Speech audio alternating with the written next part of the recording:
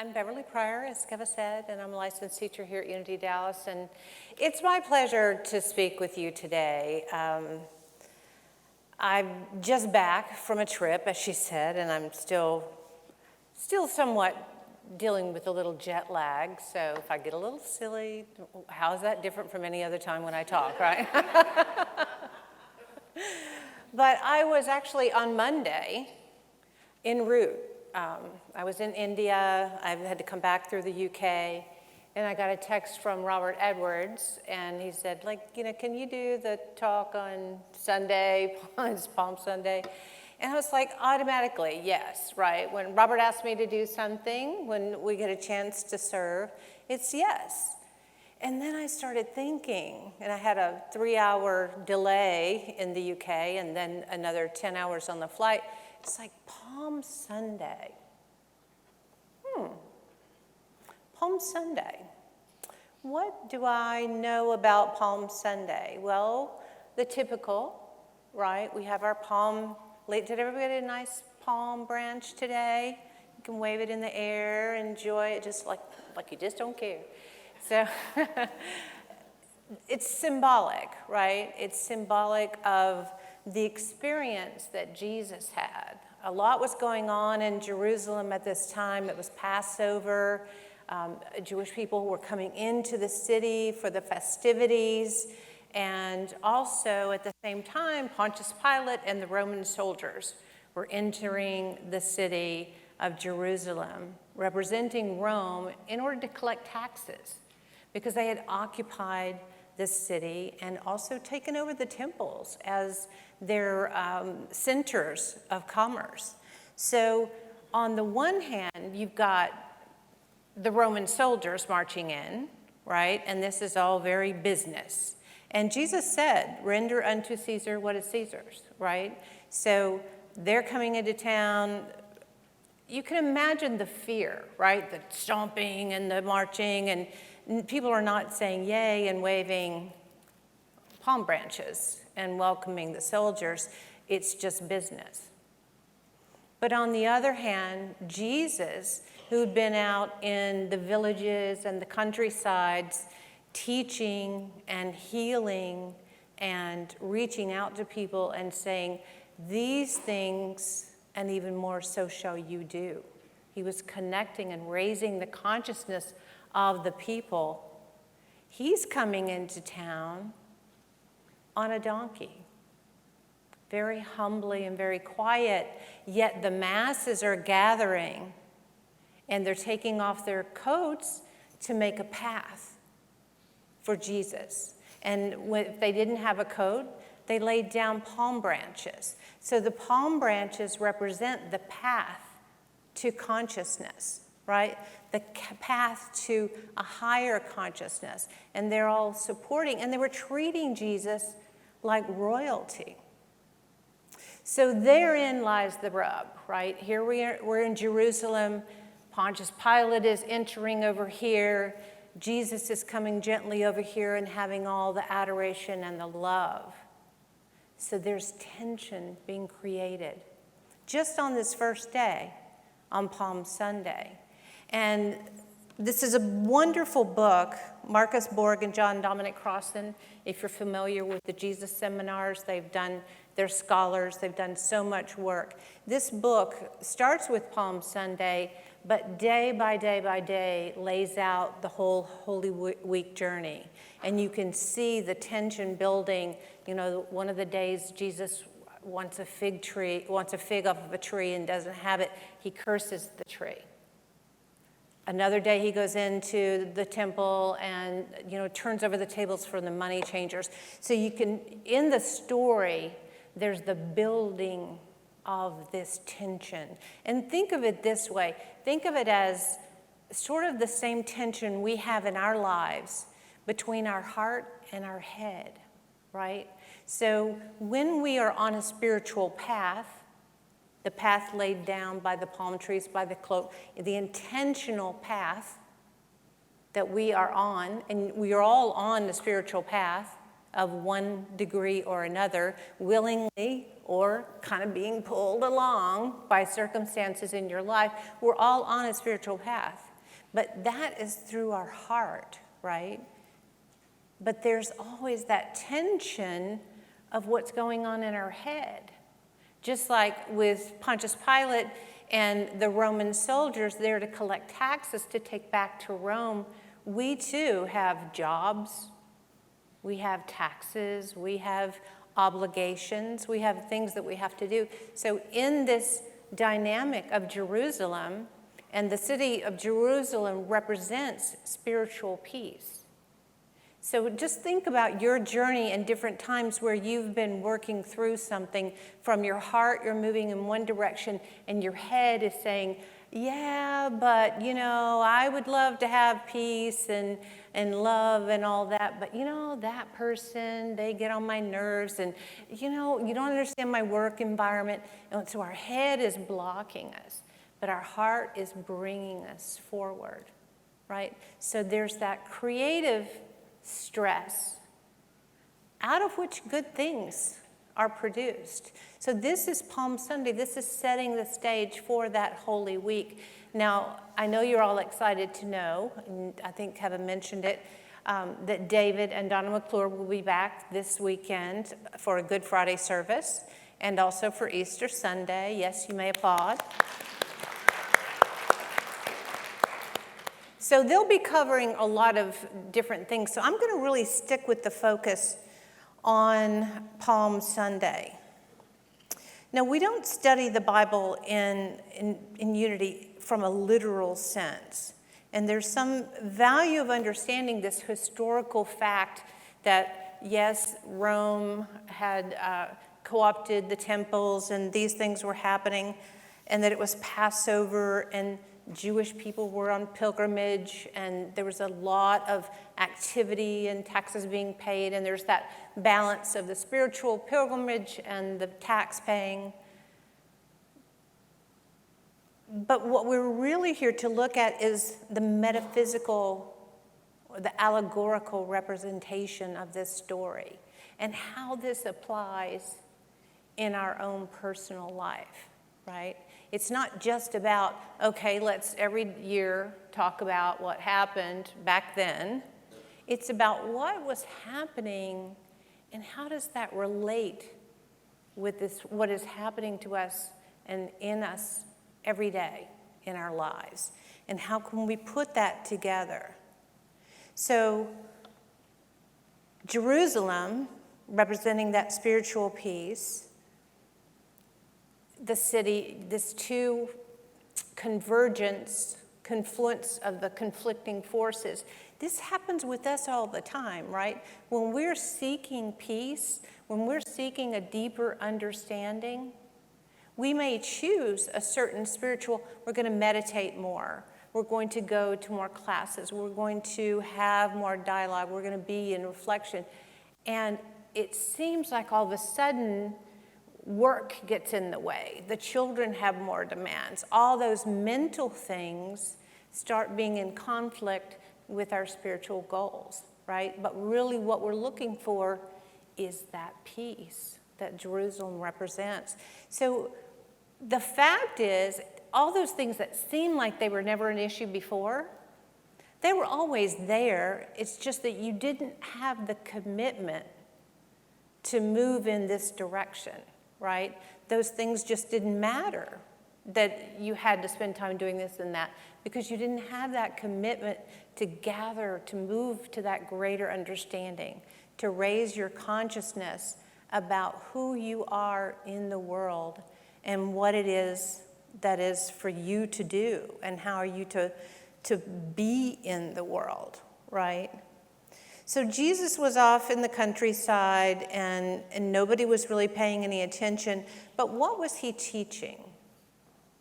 He was teaching love, right?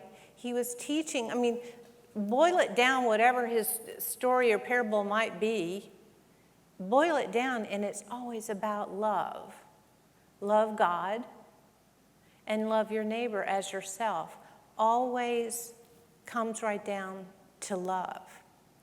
And we know that this truth in our heart But then our head always chimes in with those questions, right? And those challenges. Oh, well, I would do it. I can't do it. Well, love is my preferred choice.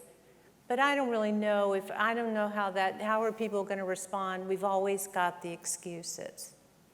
So I mentioned to you that I've recently been to India. And when I spoke with my 89-year-old mother about going to India, immediately she was like, why? I don't understand. That's every time. I don't care if I'm going to the Caribbean or to India. She's like, why do you have to do that? And you know, the answer that came from within me was, don't you want me to expand my capacity to love?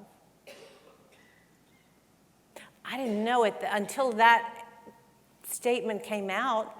I didn't really know that was my reason for going, although if we really study the teachings of Jesus and what we really want to be in the world is love, and that's what he told us we are love, then yeah, I've been working on that for some time. But I didn't really understand. I mean, I had come to sort of a mental awareness that I didn't really understand unconditional love. I know what the words mean, but quite honestly, I haven't experienced a lot of it in my life. I can't point to, oh, this is in my life. That's what unconditional love looks like. So for me, it's not about getting that unconditional love. It's about moving to an understanding of how I can be love, right? How can I be unconditional love? Sometimes we're so busy worried about getting love, we forget that the point is to give love. So with this intention, I went to an ashram for 10 days, and 5 days of that was in silence. And my intention being to expand my capacity to love. In the first day of silence, I was faced with some very loud voices in my head. No talking, but lots of this going on. Criticism, judgment. I was shocked because I kept saying, but that's in my head. I wasn't saying, in my head. I was saying, but I would never say those things to people. How am I thinking those things? We talk in unity about how every thought and every word is a prayer.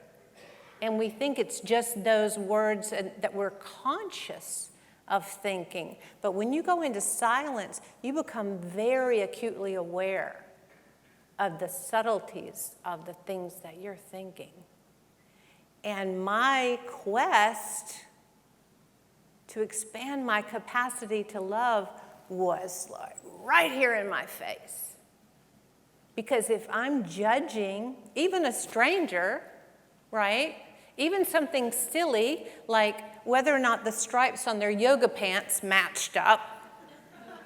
That's silly, right? But I'm looking at it, I'm distracted going, I just wouldn't be comfortable in those pants. It would bother me that my stripes didn't match.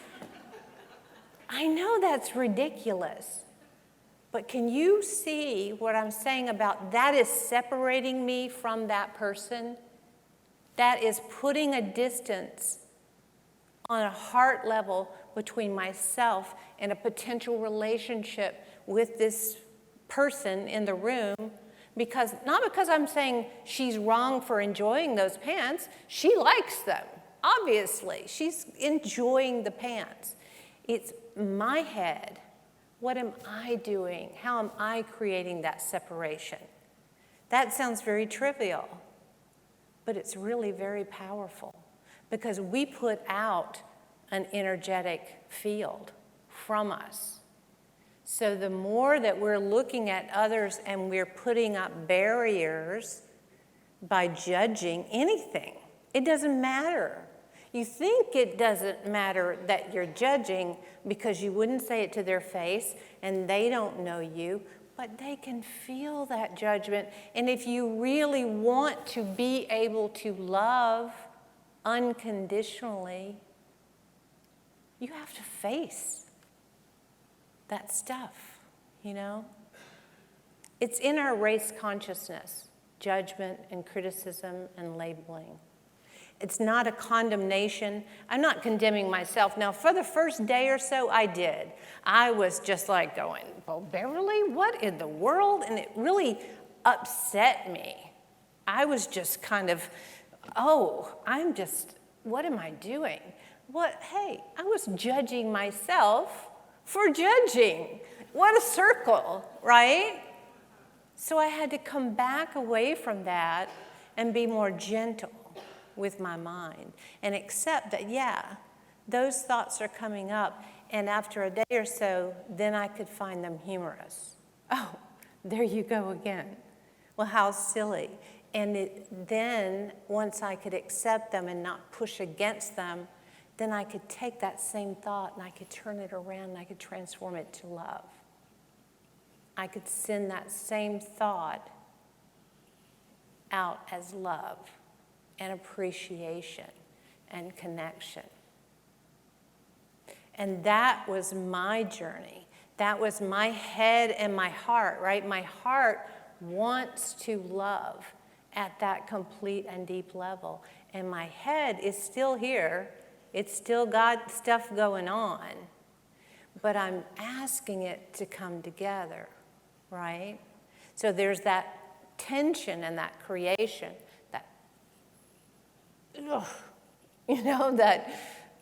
we have to push through. It's part of our spiritual journey. But when we do, we get to Jerusalem. We get to that spiritual peace of mind that helps us to be more loving and more present in the world. So in the very beginning of looking at this talk about Palm Sunday, I thought, there's really not a way for me to tie in my recent trip to India.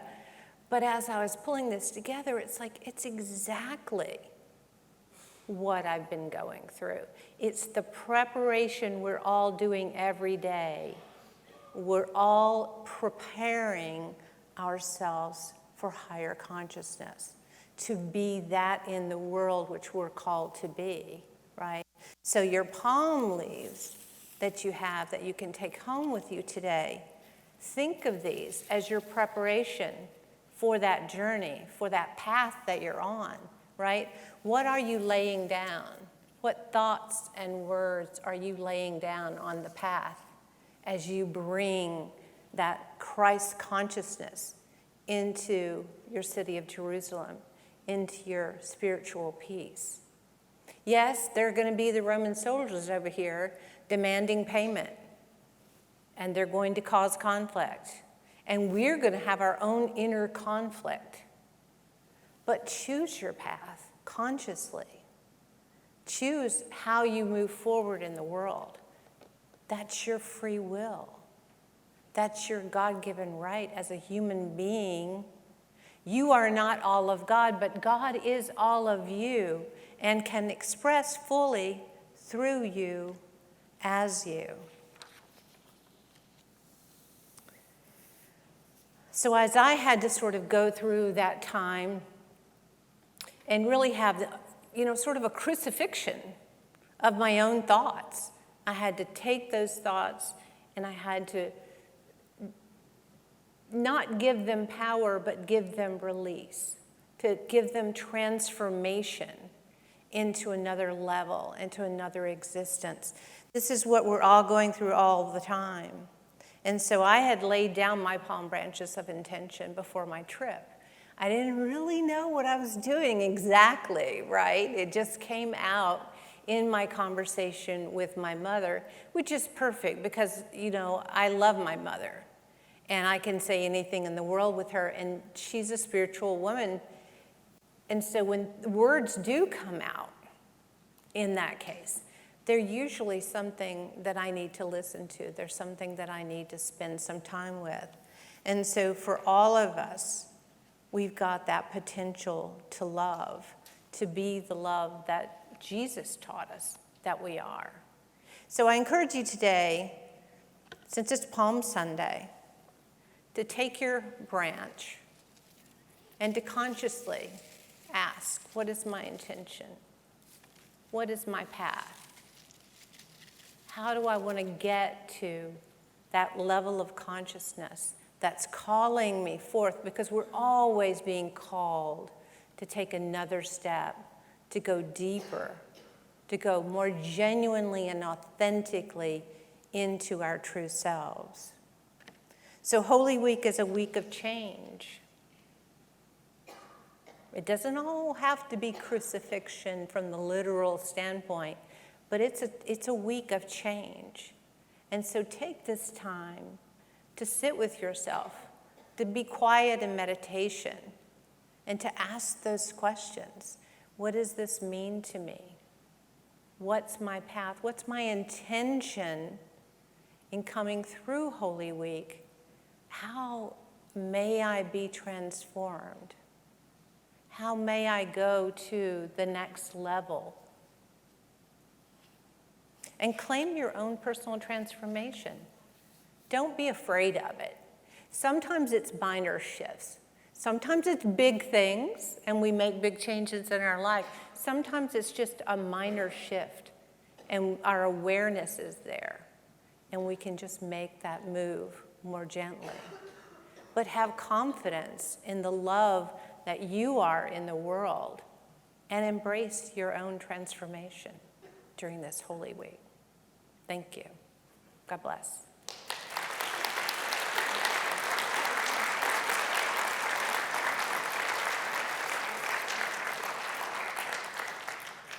So we're going to move into a time of meditation now.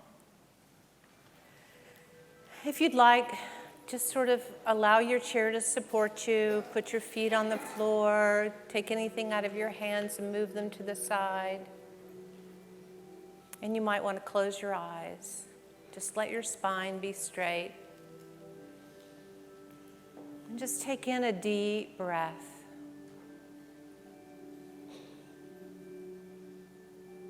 And as you release that breath,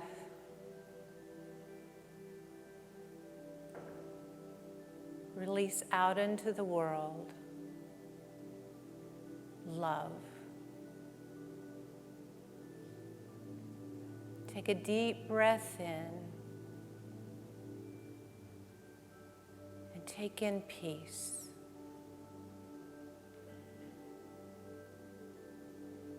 Pay attention to that breath, and in your mind's eye, follow it deep within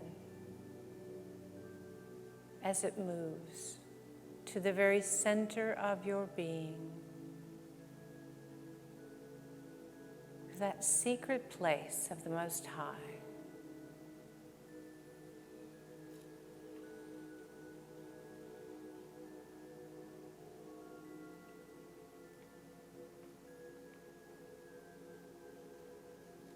You've been here before. You know the feeling,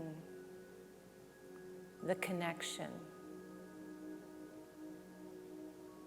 that knowingness of the truth of your Christ nature.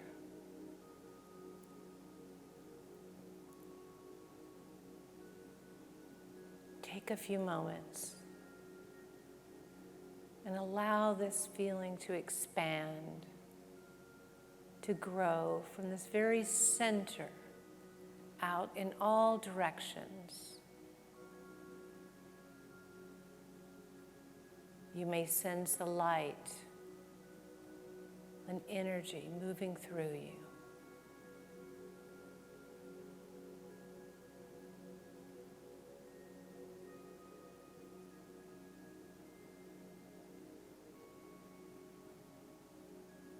In this quiet, yet energy-filled and love-ignited space, Allow yourself to embrace the truth of the love you are in this world.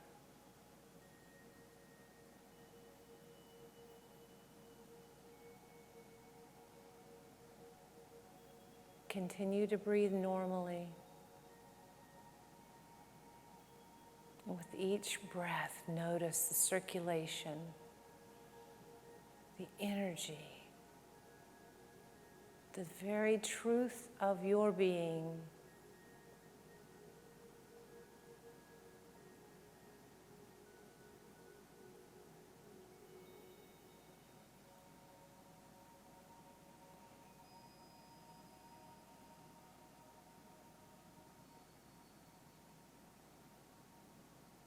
From deep within, you expand in all directions, connecting with others in the room, building that momentum of love, building that path for peace.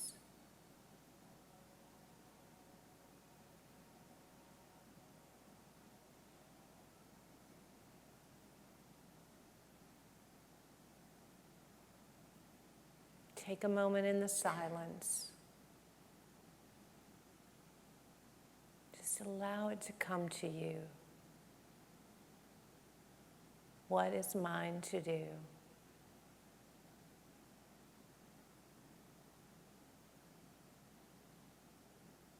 I am love.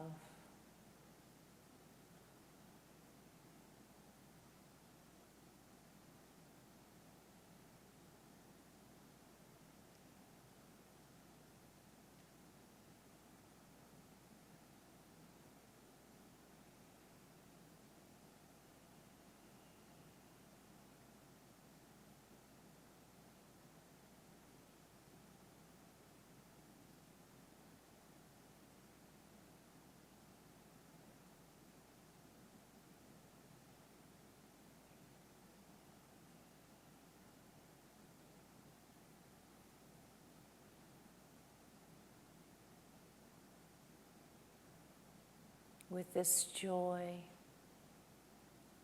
this exuberance of the truth of the love you are in this world.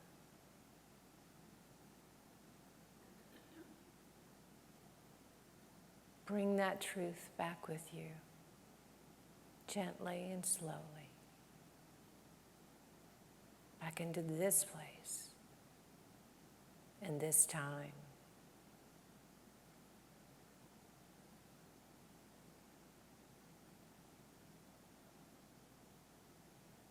You might want to move your fingers or your toes and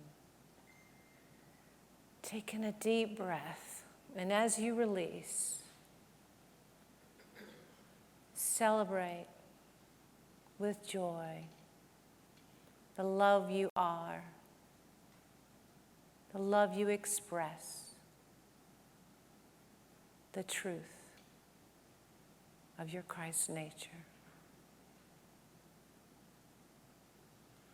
For this and so much more,